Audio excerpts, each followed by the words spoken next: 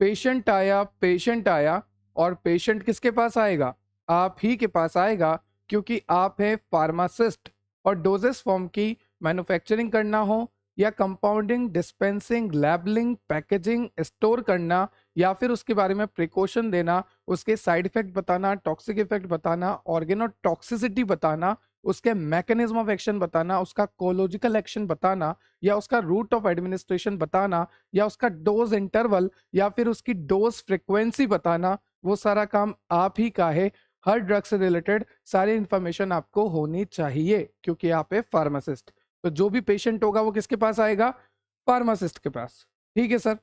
अभी पानी का ग्लास क्यों लेके आए? प्यास लगती है क्या? अरे यार, साइंस वाला हूँ, पानी पी के ही प्यास बुझा सकता हूँ, है ना? बाकी तुम्हारा तो पता नहीं।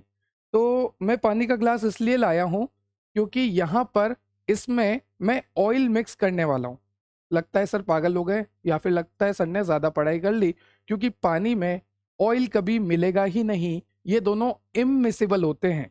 या तो ऑयल में मैं पानी डालूं, या पानी में मैं ऑयल डालूं, दोनों नहीं घुलेंगे, दोनों इममिसिबल होते हैं। पर आज हम इन्हें मिसिबल करेंगे, और इन्हें मिसिबल करेंगे with the help of emulsifying agent. ध्यान से सुनना। लास्ट लेक्चर जो था आपका सस्पेंशन का, वहां पर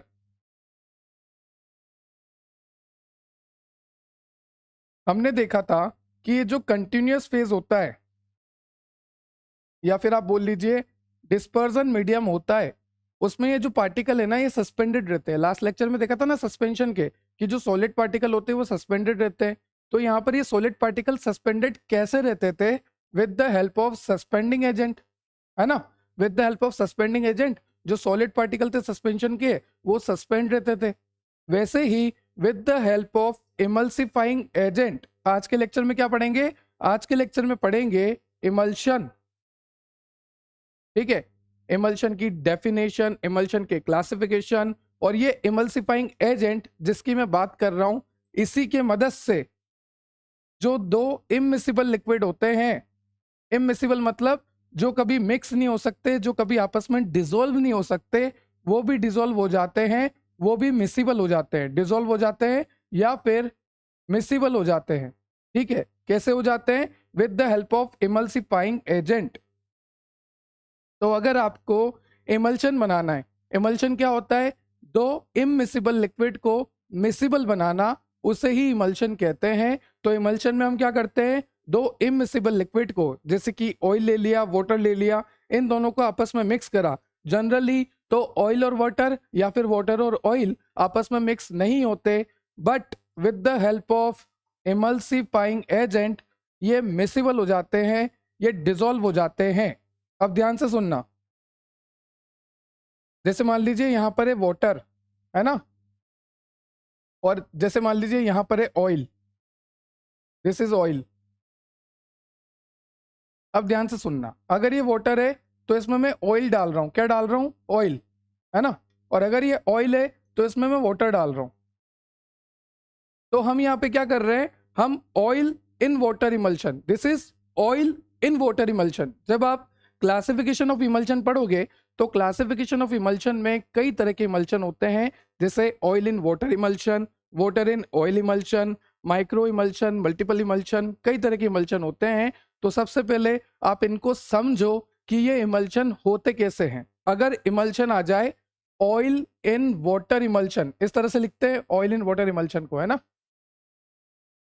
अगर आपसे पूछे कि ऑयल इन वाटर इमल्शन क्या होता है, तो आपको बोलना oil in water, oil in water. ठीक है? और अगर आपसे कोई बोले वाटर इन ऑयल इमल्शन, तो आप देख सकते हैं वाटर इन ऑयल, है ना? ऐसे आपको याद रखना है, जो भी आगे होगा वो डाला जाएगा अंदर। ठीक है? अब ध्यान से सुनना। ये क्या है? ऑयल इन वाटर, मतलब ऑयल इन वाटर। इन लिख देता हूं, ऑयल इन वाटर, मतलब यहां पर ज्यादा क्वांटिटी में कौन है? वाटर है। तो वाटर हो गया आपका कंटिन्यूअस फेस, और we can say dispersion medium. क्या बोलेंगे? Dispersion medium. वैसे ही आप देख सकते हैं ये क्या हो गया? Water in oil, water in oil. तो यहाँ पर ऑयल ज़्यादा है तो ऑयल हो गया यहाँ पर डिस्पर्जन मीडियम, और we can say continuous phase. तो जो भी ज़्यादा होता है वो होता है डिस्पर्जन मीडियम, और we can say continuous phase. उसके बाद यहाँ पर ये जो आप डाल रहे हैं इसे क्या कहेंगे? Dispersed phase. क्या कहेंगे? Dispersed phase. ठीक है, तो ऑयल इन वाटर इमल्शन में डिस्पर्स फेज कौन होता है? ऑयल होता है। और वाटर क्या होता है? Water is a continuous phase, और we can say water is a dispersion medium. ठीक है, वहीं सेकंड क्या है? वाटर इन ऑयल, नाम से पता लग रहा, वाटर इन ऑयल मतलब ऑयल ज्यादा है। ऑयल क्या हुआ यहाँ पर? ऑयल हुआ यहाँ पर कंटिन्यूअस फेज, ऑयल हुआ यहाँ पर डिस्पर्जन मीडियम, और जो डाला जा रहा है वो क्या हुआ? Dispersed phase. So this is also dispersed phase. Clear हुआ? चलिए, तो जैसा कि आप देख भी पाएंगे ऑयल इन वाटर मिक्स होते ही नहीं है आपस में। अगर इनको मिक्स करना चाहूँ, जैसे अगर मैं आपको करके दिखाता हूँ, ये मेरे पास ऑयल है ना, इस ऑयल को मैंने ओपन किया, ये मेरे पास ड्रॉपर है, इससे मैंने ऑयल ले लिया। ठीक है, ऑयल ले लेते हैं अपन, बहुत सारा ऑयल हो गया, हुआ तो हालांकि कम ही है। अब इसको मैं इस पानी में डालूंगा, तो आप देख सकते हैं ये जो पानी है इसमें ऑयल ऊपर ही रह गया। क्या ये ऑयल मिक्स हुआ? नहीं हुआ, ये डिजोल्व नहीं हुआ। ये जो ऑयल मैंने इसमें डाला है ये ऊपर ही रह गया। अगर मैं इसे डिजोल्व करने की कोशिश करूं तो भी ये डिजोल्व नहीं हो रहा है। तो हमने यही देखा कि ऑयल और वाटर हो या वाटर और ऑयल हो, ये आपस में घुलते मिलते नहीं है, पर इन्हें घुलाने मिलाने के लिए हमें चाहिए होता है एक इमल्सिफाइंग एजेंट। क्या चाहिए होता है? एक इमल्सिफाइंग एजेंट चाहिए होता है जो कि इन दोनों को आपस में मिसिबल करे। ठीक है, तो इमल्शन देखेंगे, डेफिनेशन देखेंगे, इमल्शन की क्लासिफिकेशन जिसमें हम देखेंगे oil in water, water in oil, multiple, micro emulsion. ठीक है, फिर इमल्सिफाइंग एजेंट, इसके एग्जांपल देखेंगे, नेचुरल, सेमी सिंथेटिक, सिंथेटिक, कई तरह से इमल्सिफाइंग एजेंट होते हैं। फिर टेस्ट देखेंगे कि हमें कैसे पता लगेगा कि किस तरह का इमल्शन है। जैसे मान लीजिए यहाँ पर ये ऑयल इन वाटर इमल्शन है, पर हमें कैसे पता लगा? तो उसके लिए जितने भी आइडेंटिफिकेशन टेस्ट होते हैं वो सारे देखने वाले हैं, और ये आइडेंटिफिकेशन टेस्ट जो है 5 मार्क्स में पूछे भी जाते हैं, तो लेक्चर को ध्यान से सुनना और समझना। फिर हम देखने वाले हैं कि ऐसे कौन कौन से मेथड है जिससे आप प्रिपेयर कर सकते हो इमल्शन को, और इमल्शन में क्या क्या दिक्कतें आ सकती है, क्या क्या स्टेबिलिटी प्रॉब्लम आ सकती है, और जो भी दिक्कतें आ रही है उनका कारण क्या है, किस कारण से इमल्शन में वो दिक्कतें आ रही है, और अगर दिक्कतें आ रही है तो उसको आप कैसे सही करेंगे, क्या मेथड ऑफ ओवरकम है। ठीक है, तो सस्पेंशन की तरह ही सिलेबस है, जैसे कि हमने उसमें advantage, disadvantage, classification, suspending agent, test वगैरह, मेथड ऑफ प्रिपरेशन देखा था, वैसे ही यहाँ पर इमल्शन में definition, classification, emulsifying agent, test for the identification, method of preparation, stability problem, इसके एडवांटेज, इसके डिसएडवांटेज, इसकी एप्लीकेशन, साथ ही साथ method to overcome of the stability problem and the cause of stability problem, इन सभी को हम डिटेल स्टडी करेंगे और इमल्शन को कंप्लीट करेंगे। चलिए, तो इमल्शन में लिखा हुआ है कि यहां पर हमें क्या करना होता है, जो दो इममिसिबल लिक्विड होते हैं जैसे कि आपका ऑयल और वाटर, इन दो इममिसिबल लिक्विड को आपस में मिसिबल बनाना होता है, तो हम लेते हैं इमल्शन। इमल्शन क्या करता है, यहां पर हम दो इममिसिबल लिक्विड को with the help of emulsifying agent, यहां पर हम क्या करते हैं, जैसे मान लीजिए वाटर है, वाटर में ऑयल डाल दिया, ठीक है, अब ये क्या हो गया, इममिसिबल लिक्विड, तो ये वाटर और ऑयल जो इममिसिबल लिक्विड है इसमें हम डाल देंगे इमल्सिफाइंग एजेंट। तो जैसे ही हम इमल्सिफाइंग एजेंट डालेंगे ये ऑयल और वाटर अपने आप मिक्स होने लगेंगे, डिसॉल्व हो जाएंगे। So emulsion is also a biphasic liquid dosage form. आप देख सकते हैं यहाँ पर दो इममिसिबल लिक्विड ले रहे हैं, दो, तो एक और एक दो, तो biphasic liquid dosage form, and this is the heterogeneous solution, जैसे कि सस्पेंशन था, ठीक है, तो it is a biphasic and heterogeneous. Okay, अब आप देख सकते हैं एक होता है डिस्पर्स्ड फेज, ध्यान से सुनना, जैसे मान लीजिए यहाँ पे वाटर है और अगर बाहर से मैं ऑयल डाल रहा हूं तो यहाँ पर डिस्पर्स फेज कौन हुआ, तो यहाँ पर आप देख सकते हैं this is oil in water, तो यहाँ पर जो वाटर हुआ ना, वाटर ज्यादा अमाउंट में है, so water is a continuous phase and water is a dispersion medium, ठीक है। और ये जो ऑयल है ना, now this is dispersed phase और दिस इज इंटरनल और डिसकंटिन्यूअस मीडियम। नाम से पता लग रहा, जब ऊपर वाला कंटिन्यूअस है तो ये डिसकंटिन्यूअस होगा। क्लियर? इस तरह से आपको पता लगाना होता है। तो कभी ऑयल इन वाटर पूछ ले, जैसे कि ऑयल इन वाटर इमल्शन है ना, तो आपको क्या करना है, ऑयल डालना है वाटर में, पहले वाटर बना देना इस तरह से कि वाटर ज़्यादा है, और फिर आप इसमें क्या करोगे, ऑयल डालोगे, है ना। अब उसके बाद आपको बता देना है कि ऑयल तो क्या हो गया यहाँ पर, डिस्पर्स फेस, है ना, डिसकंटिन्यूअस फेस, और यहाँ पर ये जो हो गया water, this is the continuous face, this is the dispersion medium, क्योंकि वाटर जो है ज़्यादा अमाउंट में है यहाँ पर। क्लियर? चलिए आगे चलते हैं। आप यहाँ पे देख सकते हैं कि यहाँ पर मैंने ऑयल को और वाटर को मिक्स करा है। अब एक बात और ध्यान से सुनना कि जब वाटर में, ये वाटर था, इसमें मैंने ऑयल की ड्रॉपलेट डाली थी, तो जब मैं वाटर में ऑयल की ड्रॉपलेट डाल रहा हूँ तो ये एक इमिसिबल लिक्विड बन रहा था। साथ ही साथ ये जो होता है थर्मोडायनेमिकली अनस्टेबल होता है। मेरे साथ रिपीट करो, थर्मोडायनेमिकली ये सॉल्यूशन जो है अनस्टेबल है, क्योंकि ये आपस में मिसिबल नहीं है। पर with the help of emulsifying agent जब ये मिसिबल हो जाएंगे तो साथ ही साथ ये स्टेबल भी हो जाएंगे। तो ध्यान रखना, आपका जो इमल्शन होता है शुरू में, जहां पर ऑयल और वाटर आप मिक्स करते हो, तो जब ऑयल और वाटर आप मिक्स करते हो तो शुरू में वो कैसा होता है, इमिसिबल होता है, और वो शुरू में कैसा होता है, थर्मोडायनेमिकली अनस्टेबल होता है। तो जब आप ऑयल और वाटर को मिक्स कर लोगे with the help of emulsifying agent, तो वो स्टेबल भी हो जाएगा आपका इमल्शन। देखो लिखा है शुरू में कैसा होता है, थर्मोडायनेमिकली अनस्टेबल, पर इमल्सिफाइंग एजेंट की मदद से ये स्टेबल हो जाता है। साथ ही साथ ऑयल और वाटर भी आपस में मिक्स हो जाते हैं with the help of emulsifying agent. मतलब कि इमल्शन को पूरा करने में इमल्सिफाइंग एजेंट का बहुत बड़ा रोल होता है। ठीक है, यहां तक क्लियर है? चलिए आगे देखते हैं। इमल्शन, इमल्शन क्या है सर? इमल्शन एक बाइफेजिक लिक्विड डोजेस फॉर्म है। इमल्शन एक हेट्रोजीनियस सॉल्यूशन है, बाइफेजिक है, लिक्विड डोजेस फॉर्म है। अगर ये लिक्विड डोजेस फॉर्म है तो इसके फायदे क्या क्या होंगे सर? फायदा ये होगा कि ये लिक्विड है तो इसकी बायो अवेबिलिटी अच्छी होगी। The rate and extent of drug release is known as bioavailability. मतलब कौन कितना जल्दी रिलीज कर रहा है ड्रग को, और वो ड्रग हमारी बॉडी में रिलीज होकर कितनी जल्दी एब्जॉर्ब हो रही है साइट ऑफ एक्शन पे सिस्टमिक सर्कुलेशन के थ्रू होते हुए, उसे कहते हैं बायोअवेबिलिटी। तो आप इतना याद रखो कि आपका जो इमल्शन होता है इसका एक एडवांटेज है कि इमल्शन की बायोअवेबिलिटी बहुत अच्छी होती है। ठीक है, यहाँ पर लिखा भी होगा मैंने, बायोअवेबिलिटी जो है अच्छी होती है। साथ ही साथ यहाँ पर आप कंट्रोल रिलीज ऑफ ड्रग भी बना सकते हैं। जैसा कि हमने सस्पेंशन में देखा था कि हम वहां पर ड्रग को धीरे धीरे रिलीज करवाना चाहते थे, क्योंकि ज्यादा रिलीज हो गया तो टॉक्सिसिटी आ जाएगी, कम रिलीज हुआ तो एक्शन ही नहीं आएगा। तो हम वहां पर चाहते थे कि पेशेंट में ड्रग जो है धीरे धीरे रिलीज होती रहे। तो यहाँ पर इमल्शन में भी आप क्या बना सकते हैं, कंट्रोल रिलीज ऑफ ड्रग। तो ये सस्पेंशन के भी एडवांटेज थे दोनों, है ना। साथ ही साथ ये भी था कि स्वेलो इजीली, क्योंकि गोली खाने में तो प्रॉब्लम आती है। अगर मैं बात करूं टैबलेट की, ये देखो ये कैप्सूल दिख रहा है आपको, अगर मैं ये खाऊंगा तो मुझे तो प्रॉब्लम आएगी कि नहीं यार मैं नहीं खा रहा, उल्टी हो जाएगी, टंग पे रखूंगा, इरिटेशन होगी, है ना। लिक्विड तो फिर भी एक बार को पी लेता है इंसान, क्योंकि वो मीठा होता है। ठीक है, तो इमल्शन की बात कर रहे हैं।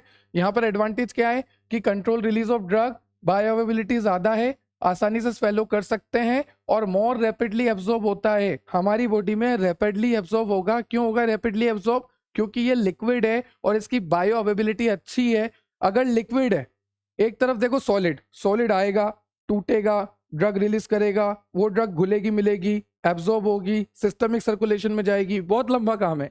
लिक्विड सीधा लिया सीधा एब्जॉर्ब। क्यों? क्योंकि ना टूटना ना डिसॉल्व होना, कोई दिक्कत नहीं है, सीधा गया सीधा एब्जॉर्ब, उसे कहते हैं हम liquid dosage form. So emulsion is also a liquid dosage form, तो उसका फायदा भी है। ठीक है, तो कंट्रोल रिलीज ऑफ ड्रग, बायोअवेबिलिटी ज्यादा, मोर रैपिडली एब्जॉर्ब, स्वेलो इजीली। और यहाँ पर इमल्शन में आप फ्लेवरिंग कर सकते हो, फ्लेवरिंग पॉसिबल होती है। और अगर इमल्शन में फ्लेवर दे दिया तो इमल्शन जो है आसानी से लोग प्रीफर कर लेंगे, क्योंकि वो फ्लेवर्ड है, वो अच्छा है टेस्ट में, है ना। साथ ही साथ इनएडिबल ऑयल को एडिबल में कन्वर्ट कर सकते हैं। जो इनएडिबल ऑयल होता है, जो खाने योग्य ऑयल नहीं होता, बिल्कुल बेकार ऑयल होता है टेस्ट वाइज, है ना, बिल्कुल बेकार, उसको भी आप एडिबल में कन्वर्ट कर सकते हैं। With the help of emulsion. तो इमल्शन से आप क्या कर सकते हैं, इनएडिबल ऑयल को एडिबल बना सकते हैं। फ्लेवरिंग यहाँ पर पॉसिबल है, मोर रैपिडली एब्सॉर्ब होता है, स्वेलो इजिली हो सकता है, कंट्रोल रिलीज ऑफ ड्रग होती है, बायो अवेबिलिटी इसकी ज्यादा होती है।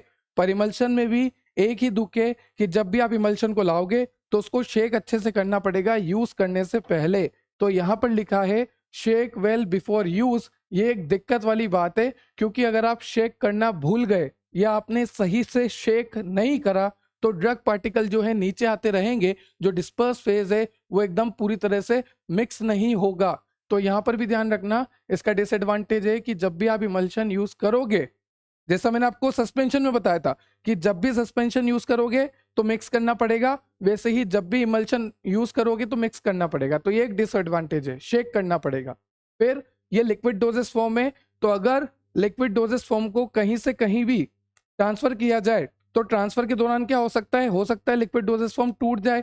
टूटने की वजह से क्या हो सकता है, लीकेज हो सकती है। लीकेज होने की वजह से क्या हो सकता है, पूरा खराब हो सकता है।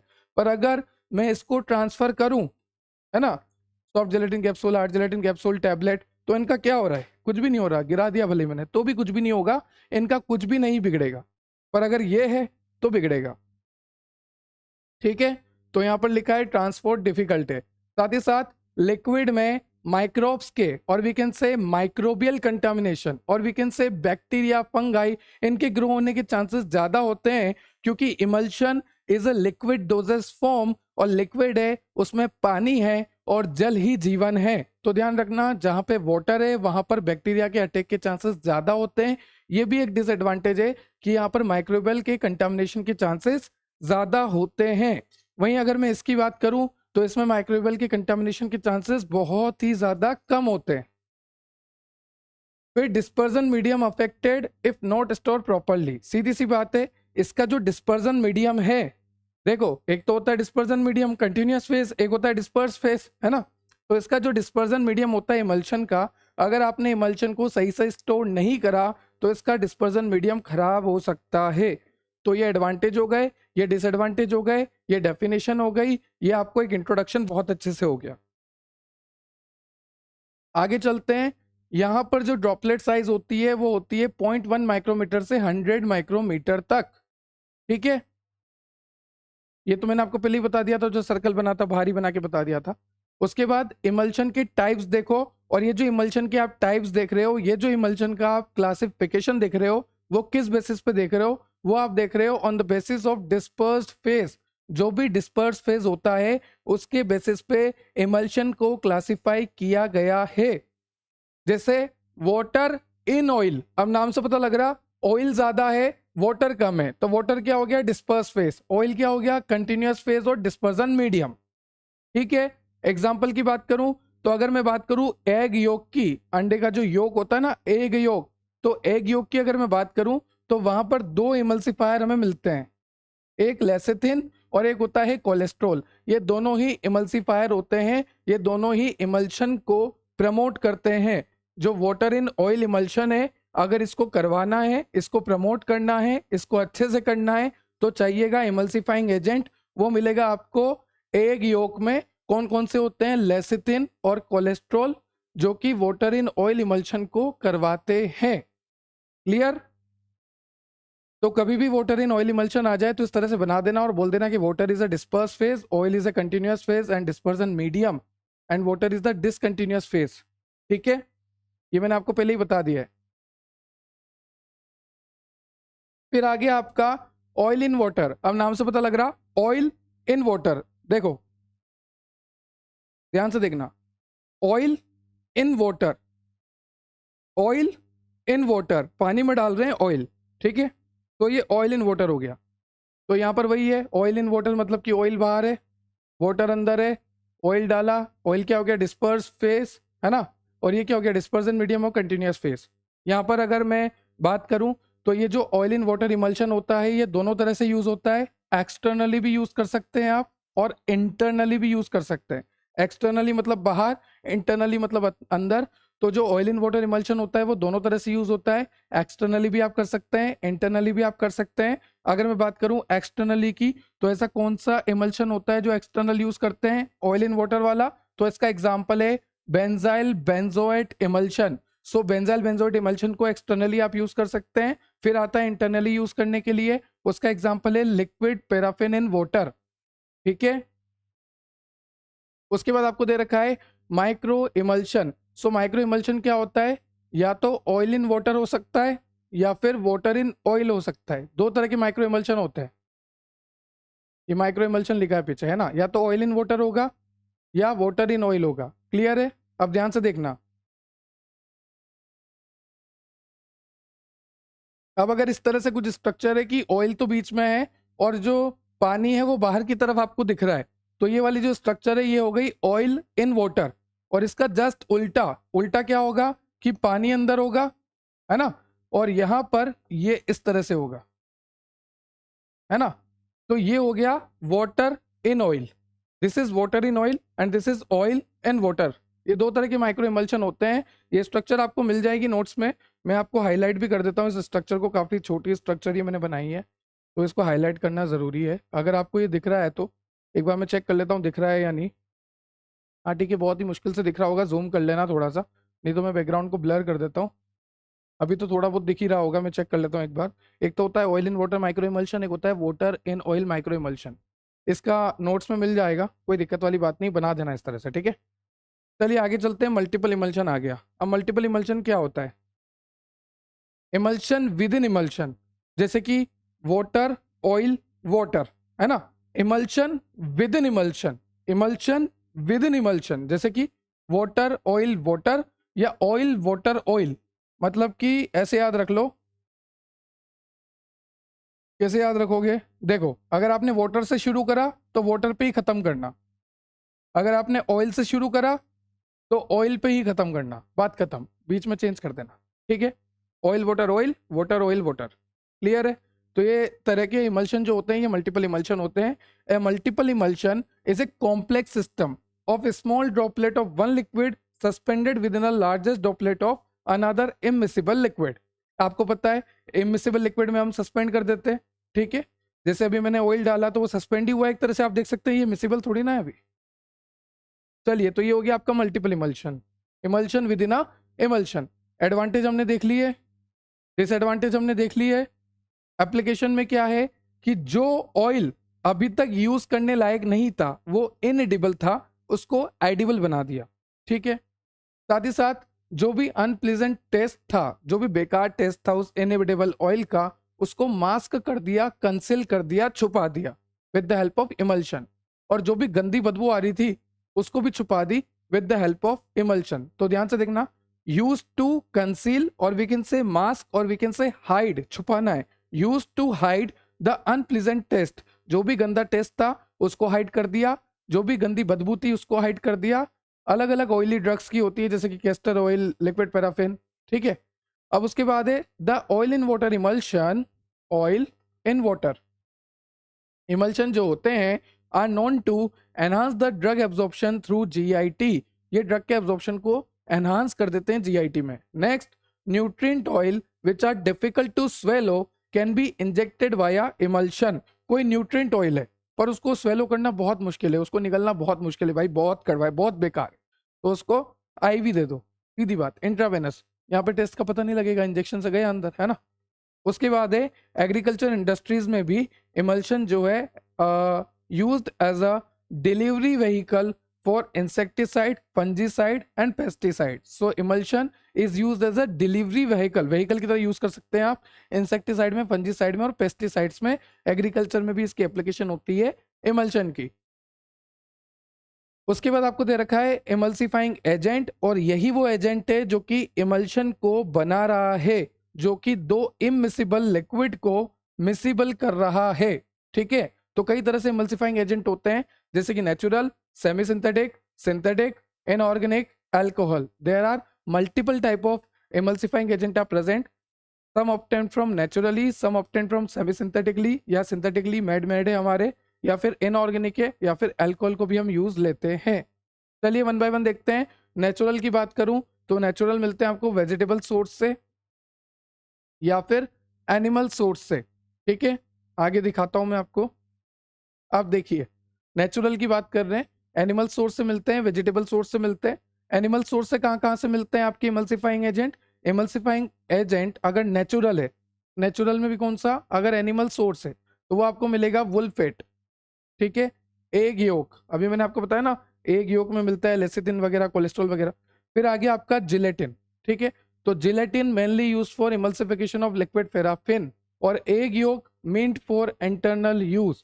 वुल्फेट absorb 50% water used in external emulsion. Wool fat को कहाँ पे यूज करते हैं? एक्सटर्नल इमल्शन में यूज करते हैं। तो आपको नाम नाम याद रखना है, आप नाम नाम याद रखिए।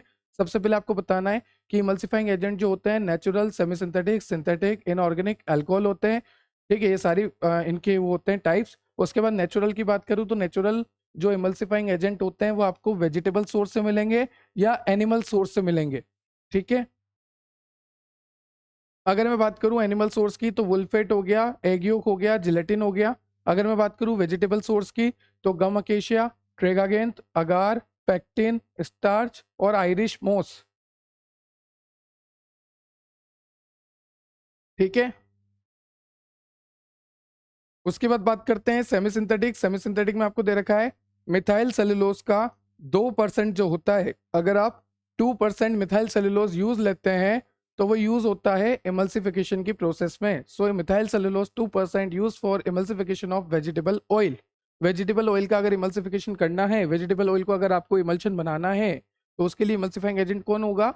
आपका मिथाइल सेलुलोज होगा, और ये सेमी सिंथेटिक में आता है, ठीक है। उसके बाद होता है सोडियम कार्बोक्सी मिथाइल सेलुलोज 0.5 से लेकर 1%। ये भी इमल्सिफायर स्टेबलर की तरह काम करता है। तो सेमी सिंथेटिक में दो निकलना है आपको, मिथाइल सेलुलोज और सोडियम कार्बोक्सी मिथाइल सेलुलोज। उससे पहले देखा आपने नेचुरल, नेचुरल में वेजिटेबल, एनिमल। फिर आपका आ गया सेमी सिंथेटिक, सेमी सिंथेटिक में methyl cellulose, sodium carboxy methyl cellulose. फिर आ गया आपका सिंथेटिक। सिंथेटिक तीन तरह से, केटाइनिक, एनाइनिक और नॉन आयनिक। और एनाइनिक जो है वो है सोडियम लोराइल सल्फेट। कौन है? Sodium लोराइल sulphate. ये एक इंपॉर्टेंट एग्जांपल है जो कि पूछा जाता है, तो आपको याद रखना है कि जो इमल्सिफाइंग एजेंट होते हैं, जब वो सिंथेटिक की अगर मैं बात करूं तो सिंथेटिक में तीन तरह से, एनाइनिक, केटाइनिक, नॉन आयनिक। एनाइनिक का एग्जांपल होता है सोडियम लोराइल सल्फेट। और केटाइनिक की बात करूं तो बेंज एल्कोनियम क्लोराइड और बेंजीनथोनियम क्लोराइड। क्या बोलोगे? बेंज एल्कोनियम क्लोराइड और बेंजीनथोनियम क्लोराइड।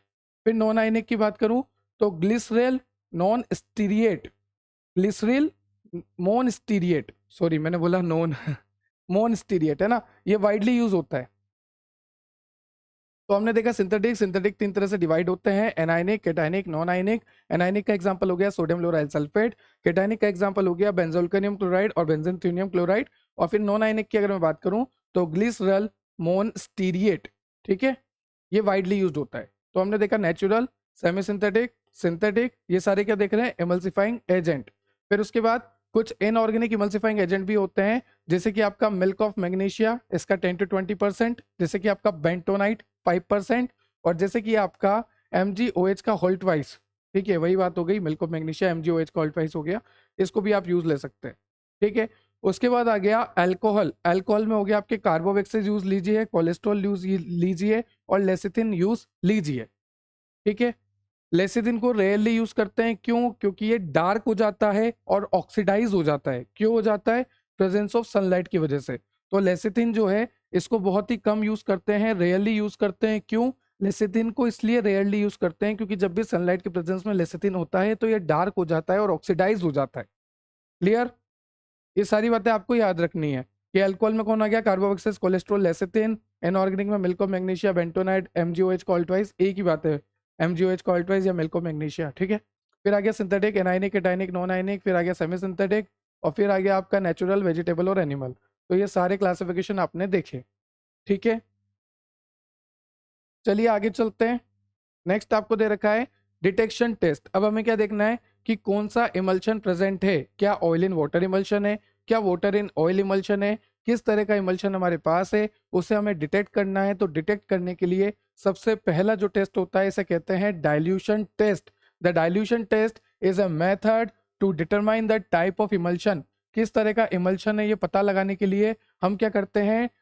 डाइल्यूशन टेस्ट करते हैं। हमें ये पता लगाना है कि ईदर ये ऑयल और वाटर इमल्शन है या वाटर इन ऑयल इमल्शन है। हमें पता लगाना होता है with the help of dilution test, ठीक है। अब ध्यान से सुनना, यहाँ पे लिखा है ऑयल इन वाटर, मतलब हम क्या कर रहे हैं, ऑयल को ऐड कर रहे हैं वाटर में, तो दिस इज वाटर, है ना, और हम क्या ऐड कर रहे हैं, ऑयल ऐड कर रहे हैं, ठीक है। अब यहाँ पे लिखा है if water is added to the emulsion and it mixes then the emulsion is oil in water. ध्यान से सुनना, अब यहाँ पर हमने क्या करा, ये जो पहला वाला है यहाँ पर लिखा है ऑयल इन वाटर, मतलब कि ऑयल इन वाटर, वाटर ज्यादा है और वाटर में हम थोड़ा सा ऑयल डाल के देख रहे हैं, है ना। अब ध्यान से सुनना, बिल्कुल ध्यान से, एक बार मैं अच्छे से समझाता हूँ इसको आपको ताकि आपको क्लियर रहेगा ये। जल्दबाजी नहीं है, 2x पे चल रही होगी वीडियो, नहीं चल रही होगी तो स्पीड बढ़ा लेना, क्योंकि समझना जरूरी है टॉपिक को, है ना, तो फिर मज़ा नहीं आता। देखो ये क्या है आपका वाटर, इसमें मैं क्या डाल रहा हूँ, ऑयल डालने वाला हूँ, ठीक है, क्योंकि क्या नाम है, ऑयल इन वाटर, तो ये ऑयल है, इसको कहाँ डाल रहा हूँ, वाटर में, तो ऑयल इन वाटर। चलो भैया, शाबाश शाबाश, ठीक है। अब आप देख सकते हैं ये डिजोल्व नहीं हुआ, नहीं हुआ ना। अब अगर मैं इसी की जगह, इसकी जगह अगर मैं पानी डालना शुरू कर दूं, अगर इसकी जगह ऑयल की जगह मैं इसमें पानी डालना शुरू कर दूं, तो पानी से तो कोई दिक्कत नहीं होगी, क्योंकि पूरा कंटेनर ही किसका है, पानी का भरा हुआ है। तो यहाँ पर हमें ये पता लग गया कि ये ऑयल इन वाटर इमल्शन है। कैसे पता लगा, कि जब हमने ऑयल डाला, जब हमने ऑयल डाला तो ये स्टेबल नहीं रहा, पर जब हमने पानी डाला तो ये स्टेबल है। तो हमें पता लग गया कि यहाँ पर पानी ज्यादा है, और पानी ज्यादा है मतलब ऑयल इन वाटर, मतलब वाटर ज्यादा है, ठीक है। तो ध्यान रखना, इजी सा कंसेप्ट है, ध्यान से सुन लो एक बार और। ऑयल इन वाटर, ऑयल को वाटर में डाल रहे हैं, सपोज दिस इज ऑयल, इसको क्या डाल रहा हूं मैं, वाटर में डाल रहा हूं, तो ऑयल इन वाटर। तो अगर मैं ऑयल को डालूंगा तो ये इमल्शन खराब हो जाएगा, क्योंकि वाटर ज्यादा है यहाँ पे। पर अगर इसकी जगह मैं वाटर डालूं तो पहले से वाटर है, कोई दिक्कत नहीं है। तो यहाँ पर इतना सा कहना है कि अगर ऑयल इन वाटर इमल्शन है और अगर मैं वाटर डाल रहा हूं तो वो मिक्स हो जाएगा, कोई दिक्कत नहीं है, क्योंकि वाटर पहले से बहुत ज्यादा है। पर अगर मैं उल्टा कर रहा हूं तो दिक्कत आएगा। वहीं अगर वाटर इन ऑयल है, वाटर इन ऑयल मतलब कि ऑयल ज्यादा है ना, ऑयल ज्यादा है और वाटर कम है, तो अगर मैं वाटर को डालूंगा तो दिक्कत है, पर इसकी जगह अगर मैं ऑयल को डालूंगा तो कोई दिक्कत नहीं है, क्योंकि पहले से ऑयल बहुत ज्यादा है। तो हमें ये पता लगा कि अगर जो भी अंदर डिस्पर्जन मीडियम होगा, जो भी अंदर कंटिन्यूअस फेज होगा, जैसे यहाँ पर ऑयल है, और अगर मैं ऑयल डालूंगा तो कोई दिक्कत नहीं है, इमल्शन स्टेबल रहेगा, क्योंकि ज्यादा ऑयल ही है। पर अगर मैं इसमें और वाटर डालना शुरू कर दूंगा तो इमल्शन अनस्टेबल हो जाएगा। तो जब भी इमल्शन स्टेबल रहता है तो हमें पता लग जाता है, ठीक है। तो ये डाइल्यूशन टेस्ट है, बहुत ईजी होता है।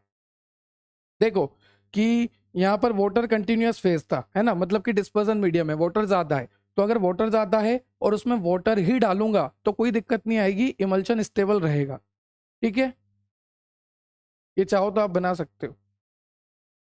उसके बाद है डाई टेस्ट। डाई टेस्ट में हम क्या करते हैं, एक रेड डाई होती है हमारे पास, स्कारलेट रेड डाई, इसको मिक्स करते हैं इमल्शन में। ये इमल्शन हो गया आपका,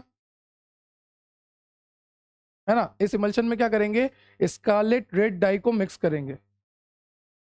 ये स्कारलेट रेड डाई को हमने क्या कर दिया, इमल्शन में मिक्स कर दिया, क्लियर।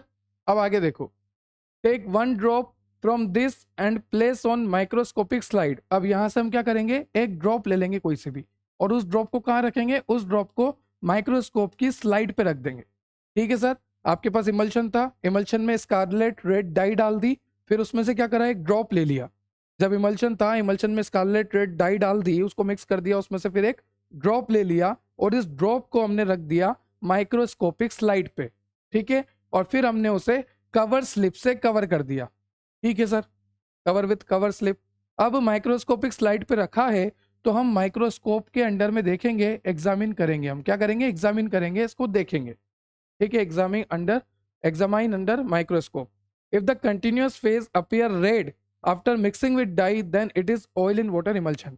अब सीधी सी बात याद रखना है कि इमल्शन में 2 फेज होते हैं, आपको पता है। अगर कोई भी इमल्शन है, सपोज दिस इज इमल्शन, तो यहाँ पर 2 फेज होंगे, एक तो कंटिन्यूअस फेज होगा, मतलब कि जो ज्यादा वाला फेज है वो, और एक आपका डिस्पर्स फेज होगा जो कि कम वाला है। कंटिन्यूअस फेज को डिस्पर्जन मीडियम भी कहते हैं। तो कंटिन्यूअस फेज और डिस्पर्जन मीडियम ज्यादा वाला होता है और डिस्पर्स फेज कम वाला होता है, ऐसे याद रखना है आपको, ठीक है। अब हम क्या बोल रहे हैं कि जब हमने इमल्शन में रेड डाई डाली, फिर हमने उसमें से एक ड्रॉप निकाला, माइक्रोस्कोप की स्लाइड पर रखा, उस स्लाइड को कवर स्लिप से कवर कर दिया, फिर उसको माइक्रोस्कोप के अंडर में देख रहे हैं। तो अगर हमें कंटिन्यूअस फेज मतलब कि हमारा डिस्पर्जन मीडियम जो कि ज्यादा होता है, अगर हमें वो रेड दिखा, क्या दिखा, रेड दिखा, तो इसका सीधा सा मतलब है कि ऑयल इन वाटर इमल्शन है। तो आपको सीधा सा बोल देना है कि अगर आपको कंटिन्यूअस फेज रेड दिख रहा है तो ऑयल इन वाटर इमल्शन है, और अगर आपको कंटिन्यूअस फेज रेड नहीं दिख रहा है तो वाटर इन ऑयल इमल्शन है, रिवर्स कर देना है। ठीक है, नेक्स्ट है आपका कंडक्टिविटी टेस्ट, और ये भी बहुत इजी है। आप देख सकते हैं ये इमल्शन रखा हुआ है, इमल्शन दिख रहा है। इमल्शन में हमने क्या कर दिया, इलेक्ट्रोड लगा दिए, ये एक इलेक्ट्रोड, ये दूसरा इलेक्ट्रोड, और इन दोनों को तार से कनेक्ट करके हमने यहाँ पर एक बल्ब लगा दिया। क्या लगा दिया, बल्ब। अब ध्यान से सुनना, कंडक्टिविटी टेस्ट में कैसे पता करते हैं। सीधी सी बात है कि अगर इमल्शन ऑयल इन वाटर होगा, ध्यान से सुनना, अगर इमल्शन ऑयल इन वाटर होगा तो यहाँ पर करंट फ्लो होगा। क्या फ्लो होगा, करंट फ्लो होगा। और अगर ऑयल इन वाटर इमल्शन है और करंट फ्लो हो रहा है तो ये बल्ब ग्लो करेगा। क्या करेगा, ग्लो करेगा। तो इतनी सी बात याद रखना कि अगर ऑयल इन वाटर इमल्शन होता है और आप ये पूरा सिस्टम बना रहे हैं तो ऑयल इन वाटर इमल्शन में ये जो बल्ब है ये ग्लो करेगा, और अगर इसका उल्टा होगा, वाटर इन ऑयल, तो बल्ब ग्लो नहीं करता। तो अगर बल्ब ने ग्लो कर लिया, बल्ब ऑन हो गया, तो हम सीधा बोल सकते हैं कि this is oil in water emulsion. और अगर बल्ब ग्लो नहीं हुआ तो मतलब करंट फ्लो नहीं हुआ, और हम सीधा बोल सकते हैं कि वाटर इन ऑयल है, उल्टा हो गया। तो ये हो गया कंडक्टिविटी टेस्ट। इसके बाद भी कई टेस्ट आते हैं, जैसे कि आपका कोबाल्ट क्लोराइड टेस्ट। यहाँ पर आपको क्या करना है, एक फिल्टर पेपर लेना है। ठीक है सर, सांस ले लेता हूँ। ठीक है, फिल्टर पेपर भी ले लेता हूँ। फिल्टर पेपर ले लिया। फिल्टर पेपर लेने के बाद क्या करना है, filter paper soaked in cobalt chloride solution and allowed to dry. हमारे पास क्या है, एक कोबाल्ट क्लोराइड का सॉल्यूशन है। इस कोबाल्ट क्लोराइड के सॉल्यूशन में हमने फिल्टर पेपर को डिप करा। क्या करा, डिप। कोबाल्ट क्लोराइड का सॉल्यूशन था, कोबाल्ट क्लोराइड के सॉल्यूशन में हमने फिल्टर पेपर को डिप करा। फिर हमने क्या करा, इस फिल्टर पेपर को बाहर निकाला और इसको सूखने दिया। क्या करने दिया, सूखने दिया, ड्राई होने दिया। तो सबसे पहले फिल्टर पेपर लिया, उसको कोबाल्ट क्लोराइड के सॉल्यूशन में डिप करा, डिप करने के बाद निकाला और उसको ड्राई करा।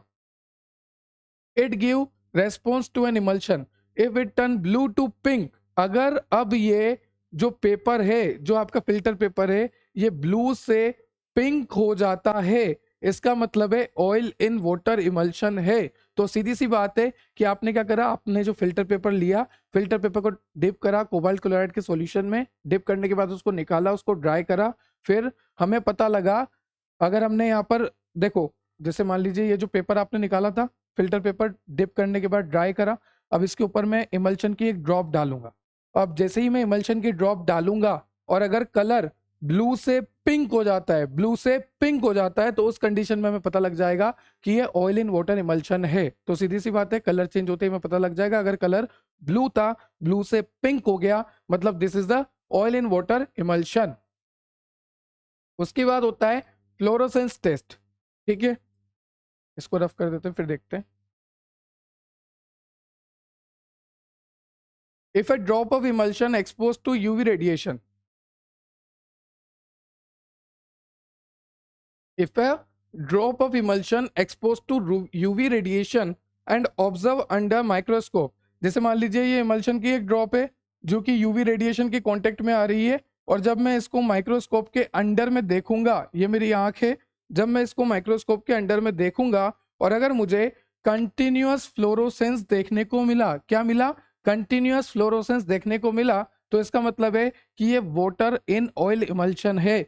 तो सीधा सा है, इमल्शन में से एक बूंद निकाली, ठीक है सर, निकाल ली, उसको ऐसे डाला, रख दिया, स्लाइड पे रख दिया, सनलाइट की प्रेजेंस में, ठीक है, सनलाइट की प्रेजेंस में हमने क्या करा, उसको चेक करा। अगर वहां पर कंटिन्यूअस फ्लोरोसेंस दिखा, मतलब वहां से रेडिएशन निकल रही है, कंटिन्यूअस फ्लोरोसेंस हो रहा है। फ्लोरोसेंस आप पढ़ेंगे 7 सेमेस्टर में, पूरे 10 नंबर का क्वेश्चन है। ठीक है, अगर वहां से कंटिन्यूअस फ्लोरोसेंस देखा तो इसका सीधा सा मतलब जाता है कि यहाँ पर वाटर इन ऑयल इमल्शन है। ठीक है, नहीं दिखा तो उल्टा कर दो। फिर आ गया डायरेक्शन ऑफ क्रीमिंग। देखो ध्यान से सुनना, क्रीमिंग की डायरेक्शन देखकर हम बता सकते हैं कि कौन सा इमल्शन है। आपको इतना याद रखना है कि अगर क्रीम डाउनवर्ड है तो मतलब कि आपका वाटर इन ऑयल इमल्शन है। अगर आपकी क्रीमिंग डाउनवर्ड है, नीचे की तरफ क्रीमिंग हो रही है, तो ऑयल सॉरी तो कौन सा इमल्शन है, वाटर इन ऑयल, है ना। और अगर आपकी क्रीमिंग अब ऊपर की तरफ हो रही है, अपवर्ड हो रही है, इस तरह से अगर आपकी क्रीमिंग अपवर्ड हो रही है तो ऑयल इन वाटर इमल्शन है। क्लियर। ऐसे याद रखना है।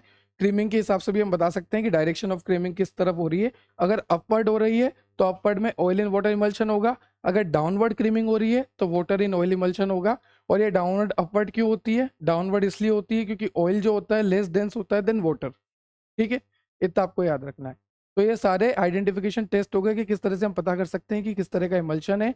Direction of creaming, fluorescence test, cobalt chloride test, ठीक है, conductivity test, dye test and हमारा डाइल्यूशन टेस्ट। क्लियर हुआ? चलिए आगे चलते हैं। नेक्स्ट आपको दे रखा है प्रिपरेशन ऑफ इमल्शन। इमल्शन किस तरह से बनाना है? तो इमल्शन को बनाने के 3 मेथड हम देखेंगे। सबसे पहला है ड्राई गम मेथड। तो यहाँ पर आपको क्या करना है? Measure required quantity of oil in a dry mortar. एक ड्राई मोटार लेनी है। ठीक है सर, ले ली ड्राई मोटार, है ना, ये ड्राई मोटार निकाल ली इधर। अब इसमें हमें क्या करना है? रिक्वायर्ड क्वांटिटी ऑफ ऑयल डाल देना है। क्या करना है? रिक्वायर्ड क्वांटिटी ऑफ ऑयल डाल देना है। तो सबसे पहले मेजर करो जो भी आपको ऑयल चाहिए और उसको डाल दो ड्राई मोटार में, या फिर ड्राई मोटार में सीधा डाल दो। ठीक है, अब उसके बाद add calculated quantity of gum acacia with rapid trituration. अब ध्यान से सुनना। जैसे मान लीजिए मेरे पास मोटार थी, ठीक, अब इसमें मैंने क्या डाल दिया? शुरू में रिक्वायर्ड क्वांटिटी ऑफ ऑयल, जितना भी मेरे को ऑयल चाहिए था इस मोटार में मैंने शुरू में ऑयल डाल दिया। जैसे मैं आपको बताता हूँ, ये मोटार की तरह शेप दिख रही है इसकी, तो मैं ले आया इसको, है ना, ये मोटार है। इस मोटार में मैंने क्या करा? शुरू में रिक्वायर्ड क्वांटिटी ऑफ ऑयल डाल दिया। डाल के भी दिखा देता हूँ, ये इस तरह से शुरू में रिक्वायर्ड क्वांटिटी ऑफ ऑयल डाल दिया। ठीक है, अब उसके बाद मैं इसमें क्या करूंगा? गम अकेशिया ऐड करूंगा। धीरे धीरे गम अकेशिया ऐड करूंगा, पर ऐसे नहीं, ट्राइचुरेट करते हुए मैं धीरे धीरे इसमें क्या ऐड करूंगा? गम अकेशिया ऐड करूंगा। तो सबसे पहले मैंने मोटार ली, रिक्वायर्ड क्वांटिटी ऑफ ऑयल लिया, गम अकेशिया ऐड किया, गम अकेशिया मैं ट्राइचुरेट करते हुए ऐड कर रहा हूं। फिर जितना भी पानी मुझे चाहिए वो मैंने ऐड किया, फिर रैपिड ट्राइचुरेशन में करता गया। तब तक करा जब तक कि एक क्लिकिंग साउंड नहीं आती। बीच में क्लिकिंग साउंड आती है, क्लिक ऐसे कच, है ना, क्लिकिंग साउंड आ जाती है अपने आप। तो जब तक वो क्लिकिंग साउंड नहीं आती तब तक मैं ट्राइचुरेट करूंगा। और finally now the product is nearly white और वाइट। अब जो प्रोडक्ट होगा क्लिकिंग साउंड के बाद लगभग वाइट होगा या पूरा वाइट हो गया होगा, सो उसे हम कहेंगे प्राइमरी इमल्शन। हमारा प्राइमरी इमल्शन बनके तैयार हो गया। फिर हम उसमें पानी डाल देंगे ताकि वॉल्यूम मेकअप कर सकें। ये बन गया आपका इमल्शन। तो सबसे पहला है ड्राई गम मेथड। यहाँ पर कुछ भी नहीं किया, ऑयल को लिया, ड्राई मोटार में अकेशिया डाला ट्राइचुरेशन करते हुए, फिर पानी डाला, फिर रैपिड ट्राइचुरेशन किया, फिर क्लिकिंग साउंड आया, फिर जो प्रोडक्ट है वो वाइट या नियरली वाइट होगा, मतलब वो प्राइमरी इमल्शन बन चुका है। फिर उसमें वाटर डाल के हमने क्या करा? वॉल्यूम मेकअप कर दिया। फिर उसके बाद वेट गम मेथड है। अब यहाँ पर क्या करना है? आपको कैलकुलेट करके रखना है। जो भी आपको ऑयल की क्वांटिटी चाहिए वो कैलकुलेट करके रख लो, जो भी वाटर की क्वांटिटी चाहिए वो रख लो, जितना भी गम और जो भी गम चाहिए वो रख लो। सबसे पहले कैलकुलेट द रिक्वायर्ड क्वांटिटी, जैसे कि आपको कितना ऑयल चाहिए, कितना वाटर चाहिए, कितना गम चाहिए आपकी प्रिपरेशन को करने के लिए और we can say primary emulsion को बनाने के लिए। तो वो सारा आपने कैलकुलेट करके रख लिया, जैसे कि इतना पानी चाहिए, इतना ऑयल चाहिए, इतना गम चाहिए, सब रख लिया, है ना। उसके बाद यहाँ पर आपने क्या करा? मोटार में गम एकेशिया के साथ पानी डाल दिया। अब बस इतना सा ही डिफरेंस है, क्योंकि पहले आप देख सकते हैं कि पहले वाले में हमने सिर्फ गम एकेशिया डाला था, इसके साथ कोई भी पानी नहीं डाला था। पर यहाँ पर हमने गम एकेशिया के साथ पानी डाल दिया, इसलिए वेट गम, गीला हो गया, वेट गम हो गया, पानी डाल दिया। ठीक है, तो गम अकेशिया के साथ यहाँ पर पानी डाल दिया, और जैसे ही गम अकेशिया, नाम से पता लग रहा गम, और इसमें पानी डाल दो तो चिपचिपा हो जाएगा, तो म्यूसिलेज बन जाता है। ठीक है, फिर हमने ऑयल डाल दिया जो भी हमें चाहिए था स्मॉल प्रोपोर्शन में रैपिड टाइचुरेशन के साथ। ठीक, फिर ये प्रोडक्ट वाइट हो जाएगा या नियरली वाइट, इसे कहेंगे प्राइमरी इमल्शन। फिर पानी डालो, इसका वॉल्यूम मेकअप करो, ठीक है, इसकी स्टिरिंग करो, एक यूनिफॉर्म इमल्शन बनाओ और उसको ट्रांसफर कर दो बोतल में और लेबल लगा दो, पैक कर दो, बात खत्म। बस इतना क्या डिफरेंस है कि अकेशिया के साथ पानी डाल दिया, बस। नेक्स्ट, बोतल method for volatile and non viscous oil. बोतल मेथड किसके लिए यूज करी जाती है? बोतल मेथड यूज करी जाती है वोलेटाइल ऑयल के लिए और नॉन विस्कस ऑयल के लिए। Measure the quantity of oil. सबसे पहले हमने ऑयल की क्वांटिटी को मेजर किया कि हाँ इतना ठीक है, ठीक है, इतना ठीक है, हमने ऑयल की क्वांटिटी को मेजर किया। उसके बाद उसको फ्लास्क में ट्रांसफर कर दिया, ये जो आपको कॉनिकल फ्लास्क दिख रही है इसमें हमने ट्रांसफर कर दिया हमारा मेजर और we can say required quantity of oil. फिर हमने क्या करा, गम अकेशिया ऐड करा इस फ्लास्क में। अब हम क्या करेंगे, गम अकेशिया ऐड करेंगे, गम अकेशिया ऐड करेंगे, है ना। तो सबसे पहले क्या करा, हमने रिक्वायर्ड क्वांटिटी ऑफ ऑयल को मेजर किया, फिर हमने कॉनिकल फ्लास्क में डाल दिया, फिर इस कॉनिकल फ्लास्क में हमने गम अकेशिया को डाल दिया।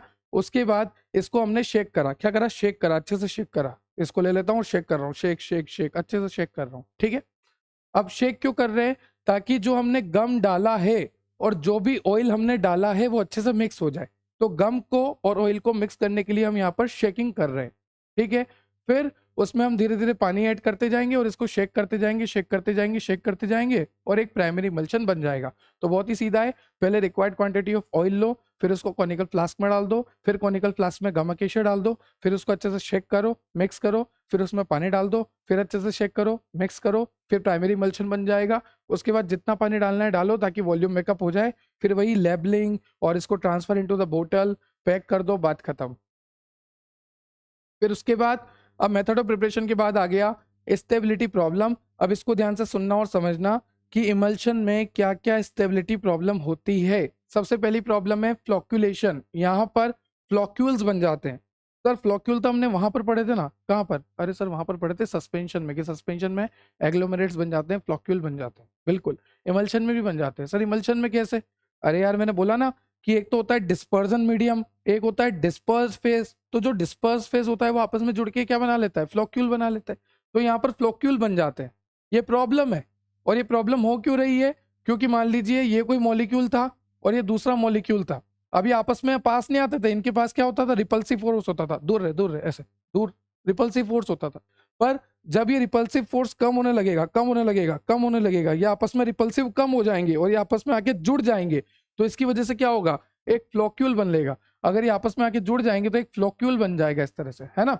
तो यहाँ पर क्या हुआ, क्यों हुआ ये फ्लोक्यूलेशन, फ्लोक्यूलेशन इसलिए हुआ, इसका कारण क्या है कि जो मॉलिक्यूल थे, जो डिस्पर्स फेस थे, उनके आपस में रिपल्सिव फोर्स कम होने की वजह से, इसके कम होने की वजह से इन्होंने ग्लोब्यूल बना लिया, इन्होंने फ्लोक्यूल बना लिया, ठीक है। अब ये क्यों हो रहा है, इसका मेन कारण एक ही है कि इमल्सिफाइंग एजेंट जो है आपने सही से नहीं डाला, कम डाला, कंजूसी में डाला। क्योंकि आपको पता है इमल्सिफाइंग एजेंट बहुत ही जरूरी होता है किसी भी इमल्शन को बनाने के लिए, चाहे ऑयल इन वाटर हो, वाटर इन ऑयल हो, माइक्रो इमल्शन हो, मल्टीपल इमल्शन हो, किसी भी तरह का इमल्शन हो, आपका इमल्सिफाइंग एजेंट बहुत ही जरूरी है। चाहे वो नेचुरल हो, सेमी सिंथेटिक हो, सिंथेटिक हो, जिस भी तरह का इमल्शन, उसके लिए अलग अलग इमल्सिफाइंग एजेंट होते हैं। जो इमल्सिफाइंग एजेंट उस इमल्शन के लिए सुटेबल है वही हमें डालना है। तो अगर हमने इमल्सिफाइंग एजेंट को कम डाला है तो उसकी वजह से भी फ्लोक्यूल बन सकते हैं। तो फ्लोक्यूलेशन क्या होता है समझ में आ गया, क्यों बन रहे हैं, एक तो रिपल्सिव फोर्स कम हो गया, दूसरा क्यों हुआ ऐसा, क्योंकि हमने इमल्सिफाइंग एजेंट को कम डाला है, इनएडिक्वेट डाला है, ठीक है। अब इसकी रेमेडी क्या है, इसको सही कैसे कर सकते हैं, तो सही करने का सीधा सा तरीका है, कम होने की वजह से ऐसा हो रहा है ना, तो इमल्सिफाइंग एजेंट की क्वांटिटी भर भर के डालो, बढ़ा के डालो। तो increase the concentration of emulsifier और adding higher HLB emulsifier, higher HLB emulsifier डालो और ज्यादा इमल्सिफायर डालो, ठीक है। ये हो गई पहली प्रॉब्लम, फ्लोक्यूलेशन। उसके बाद है क्रीमिंग।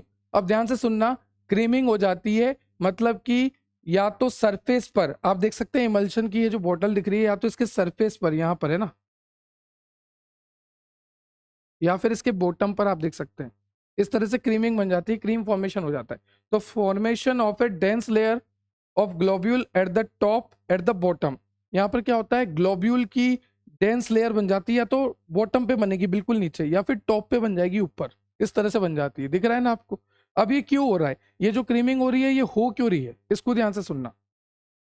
सबसे पहला reason, because viscosity of dispersion medium कम। सबसे पहला रीजन क्या है क्रीमिंग होने का, कि डिस्पर्जन मीडियम की और we can say continuous phase की, जो कि ज्यादा अमाउंट में होता है, उसकी विस्कोसिटी कम होने की वजह से।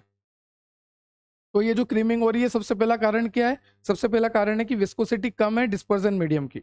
दूसरा कारण क्या है कि ग्लोब्यूल की साइज बड़ी है, अगर कि ग्लोब्यूल की साइज बड़ी होगी तो ये आपस में स्टिक हो जाएंगे।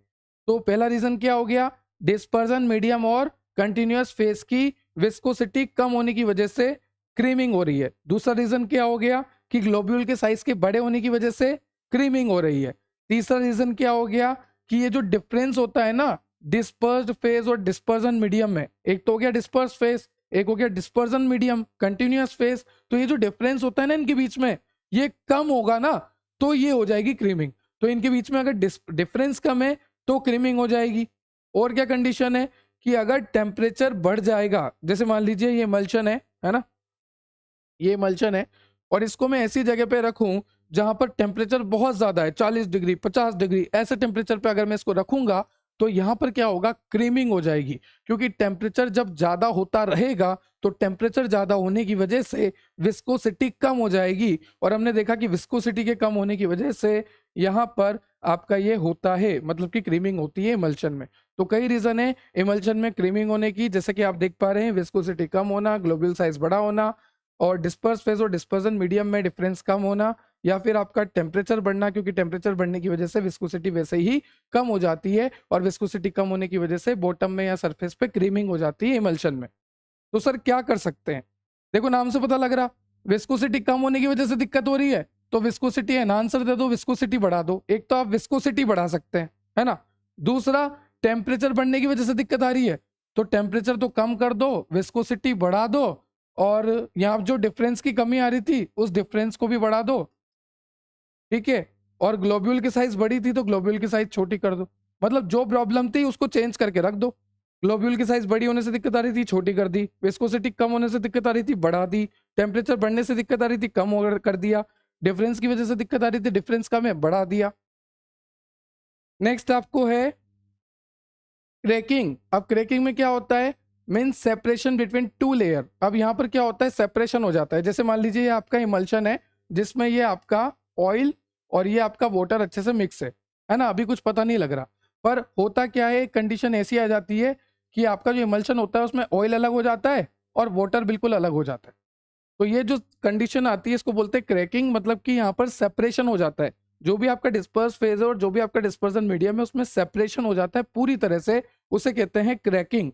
अब ये क्यों हो रहा है कि इमल्शन में सेपरेशन क्यों हो रहा है? तो इमल्शन का सेपरेशन इसलिए होता है, या तो आपने किसी गलत तरह का इमल्सिफाइंग एजेंट यूज कर लिया। तो जब भी आप गलत तरह का इमल्सिफाइंग एजेंट यूज करते हैं तो उस कंडीशन में क्रैकिंग होने के चांसेस बढ़ जाते हैं। क्रैकिंग क्या होती है? क्रैकिंग में इमल्शन में जो दो होते हैं इमिसिबल लिक्विड वो अलग अलग हो जाते हैं। ऑयल अलग हो गया, वाटर अलग हो गया, मतलब कि डिस्पर्स फेज अलग हो गया, डिस्पर्सन मीडियम अलग हो गया। और ऐसा हो क्यों रहा है, इमल्शन में क्रैकिंग हो क्यों रही है? ये हो रही है कि आपने गलत इमल्सिफाइंग एजेंट का यूज कर लिया। जब भी आप इमल्शन बना रहे थे तो इमल्शन बनाने के दौरान आपने गलत इमल्सिफाइंग एजेंट का यूज कर लिया, उसकी वजह से यहां पर क्रैकिंग हो गई, ठीक है। या फिर किसी माइक्रो ऑर्गेनिज्म का अटैक हो गया। अगर किसी माइक्रो ऑर्गेनिज्म का अटैक हो गया आपके इमल्शन पे तो इस तरह की प्रॉब्लम आ सकती है कि ये सेपरेशन आपको देखने को मिल सकता है। या फिर आपका जो भी इमल्सिफाइंग एजेंट था, जैसे मान लीजिए ये आपका इमल्शन है, इसमें इमल्सिफाइंग एजेंट है, वो इमल्सिफाइंग एजेंट जो है प्रेसिपिटेट हो गया, यहां पर आकर जम गया, नीचे नीचे आकर जम गया यहां पर। जब इमल्सिफाइंग एजेंट काम ही नहीं कर पा रहा ऊपर, तो ये जो दोनों होते हैं ये सेपरेट हो जाते हैं, दोनों फेज जो होते हैं सेपरेट हो जाते हैं। तो इमल्सिफाइंग एजेंट सही से काम नहीं कर पा रहा, माइक्रो ऑर्गेनिज्म का अटैक हो गया, या इमल्सिफाइंग एजेंट ही गलत डाल दिया, ये तीनों चीज क्रैकिंग में देखने को मिलती है। अब इसको सही कैसे कर सकते हैं? सबसे पहला, टेम्परेचर को मेंटेन करके, ठीक है। दूसरा, माइक्रोब्स से दूर रख के, क्योंकि माइक्रोब्स की वजह से भी हो रहा है, तो माइक्रोबियल कंटामिनेशन को अवॉइड करके। तीसरा, हमने क्या करा था, गलत इमल्सिफाइंग एजेंट डाल दिया था, तो सही वाला डालो, जिसमें जो डलेगा वही डालो। फिर आता है फेज इन्वर्जन, ये और खतरनाक। जैसे मान लीजिए आपके पास जो इमल्शन था, जो आपने इमल्शन बनाया था वो बनाया था ऑयल इन वाटर, पर समय के साथ, स्टोरेज के साथ वो इमल्शन अब बदल के हो चुका है वाटर इन ऑयल। मतलब कि इमल्शन का फेज ही चेंज हो गया, फेज इन्वर्जन हो गया। तो यहाँ पर क्या होता है, फेज इन्वर्जन हो जाता है, मतलब कि जो इमल्शन हमारे पास पहले था जैसे ऑयल इन वाटर, तो अब वाटर इन ऑयल हो जाएगा, या फिर हमने वाटर इन ऑयल बनाया था तो अब वो ऑयल इन वाटर हो जाएगा, फेज चेंज हो जाएगा। अब ये क्यों होता है? टेम्परेचर चेंज होने की वजह से, या फिर इमल्सिफाइंग एजेंट चेंज करने की वजह से। तो इसको सही कैसे कर सकते हैं? टेम्परेचर को फ्लक्चुएट मत होने दो, टेम्परेचर को मेंटेन रखो, और सही इमल्सिफाइंग एजेंट का सही कंसंट्रेशन में यूज करो। साथ ही साथ अगर आप डिस्पर्स फेज को 30-60% रखते हैं, 30-60%, तो ये वाली दिक्कत नहीं आएगी फेज इन्वर्जन की। ये रेमेडी हो गई। उसके बाद स्टोरेज की बात करें तो स्टोरेज कैसे रखोगे? इमल्शन जो होगा आपका सनलाइट के कांटेक्ट में नहीं होना चाहिए, है ना। तो यहाँ पे लिखा है प्रोटेक्ट फ्रॉम सनलाइट और लाइट। और इमल्शन जो भी होगा आपका कूल प्लेस पे होना चाहिए, एकदम ठंडा ठंडा कूल प्लेस पे होना चाहिए। सनलाइट के कांटेक्ट में नहीं होना चाहिए, कूल प्लेस में होना चाहिए। साथ ही साथ जो भी इमल्शन आपके इंटरनल यूज के लिए है, जैसे सपोज ये इमल्शन है, ये इंटरनल यूज के लिए है ना। तो जो भी इमल्शन मेरे इंटरनल यूज के लिए है उसको वाइड माउथ बोतल में, किसमें? वाइड माउथ बोतल में रखो और एयर टाइट कंटेनर होना चाहिए वो। तो एक तो एयर टाइट हो, है ना, एक वाइड माउथ बोतल हो, एक कूल एरिया हो और एक सनलाइट से अवॉइड हो। ये सारे स्टोरेज कंडीशन होते हैं इमल्शन के, क्योंकि स्टोरेज प्रॉपर रखनी पड़ती है, नहीं तो डिस्पर्स फेस खराब होने की वजह से आपका इमल्शन खराब हो सकता है। और हमने देखा कि टेम्परेचर फ्लक्चुएट होने की वजह से भी कितनी दिक्कत आती है ना। तो टेम्परेचर भी मेंटेन रखना पड़ेगा, कूल पे रखना पड़ेगा। तो ये था आज का आपका लेक्चर इमल्शन। आई होप आपको लेक्चर क्लियर हुआ होगा। अगर आपको लेक्चर से रिलेटेड कोई भी डाउट है तो आप कमेंट सेक्शन में कमेंट कर सकते हैं। ये नोट्स आपको www.depthofbiology.com वेबसाइट पर मिल जाएंगे। आप वेबसाइट विजिट कीजिए, वेबसाइट पे बहुत कुछ है, जीपेट के क्वेश्चन है, डेली टिप्स से, सिलेबस से, नोट्स से, साथ साथ बुक से, बहुत कुछ मिलेगा आपको, है ना। हेल्पलाइन सेक्शन है, सब कुछ मिलेगा वेबसाइट पे।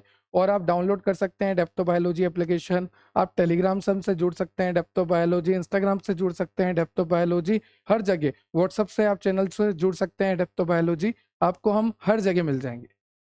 तो मिलते हैं बहुत जल्द। यूनिट नंबर 4 को स्टार्ट करेंगे। आज हमने B pharmacy first semester pharmaceutics की यूनिट नंबर 3 भी कंप्लीट कर डाली है। अब स्टार्ट करेंगे यूनिट नंबर 4 को, सपोजिटरीज को। तो मिलते हैं नेक्स्ट लेक्चर में, तब तक के लिए बने रहिए, जुड़े रहिए, subscribe and share for more. Have a nice day, have a good day, thank you, जय श्री राम।